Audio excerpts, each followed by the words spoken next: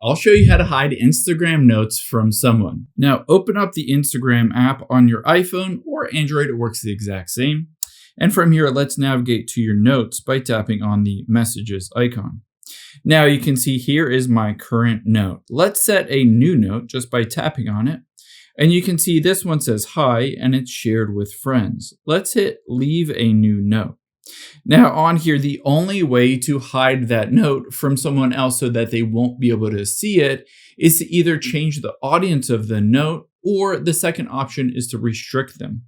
So on here, I can tap on share with friends, and instead I can choose close friends, and I can tap on this and choose who I want to be in my close friends. Essentially, you can choose everybody except a specific person or a group of people.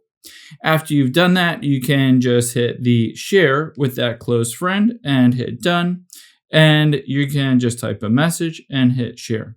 Now, let's say you wanted to not send a note to this person or not allow them to see that note.